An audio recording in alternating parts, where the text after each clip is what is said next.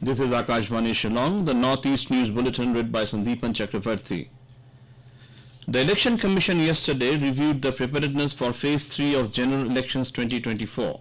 The Commission interacted with the 265 observers deployed for monitoring the phase, including special, general, police and expenditure observers. Election Commission of India has published a total voter turnout data for Phase 1 and Phase 2 of ongoing Lok Sabha elections. The Commission said that 66.14% voter turnout was recorded in Phase 1 and 66.71% in Phase 2. The Election Commission of India highlighted that in the first phase, 66.22% male voters, 66.07% female voters, and in the second phase, 66.99% male voters and 66.42% female voters had cast their vote. In Manipur, the repolling at 6 polling stations of Outer Manipur Parliamentary Constituency was concluded peacefully and registered 81.16% voter turnout at the close of polls. The repolling was held from 7 a.m. to 4 p.m. yesterday at 5 polling stations of Ukhrul district and 1 polling station in Senapati district.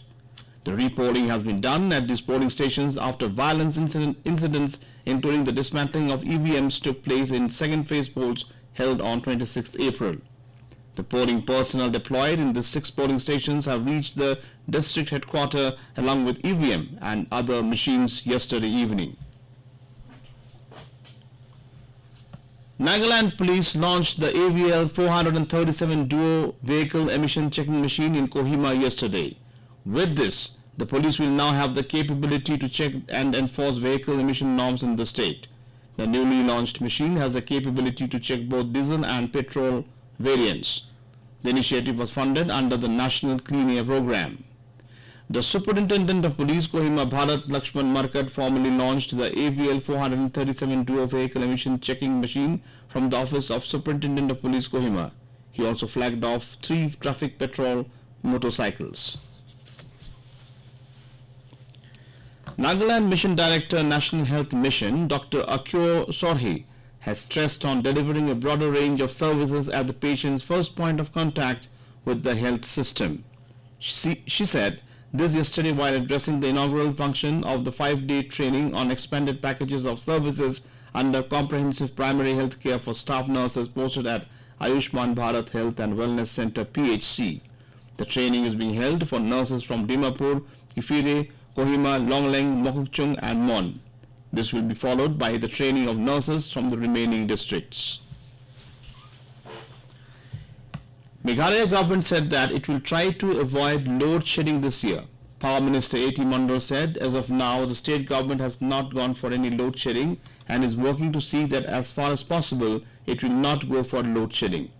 Speaking to reporters, he said that MEECL has been able to provide uninterrupted power supply during the board examinations as well as during the just concluded Lok Sabha elections in the state.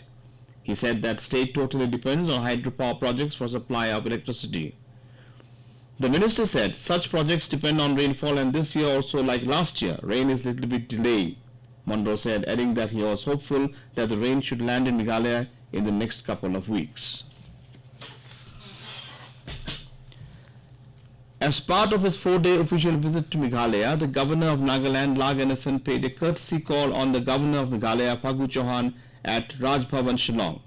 During the meeting, the pair engaged in fruitful discussions on various matters of mutual interest, including cultural exchange, regional development initiatives, and strengthening ties between Nagaland and Meghalaya.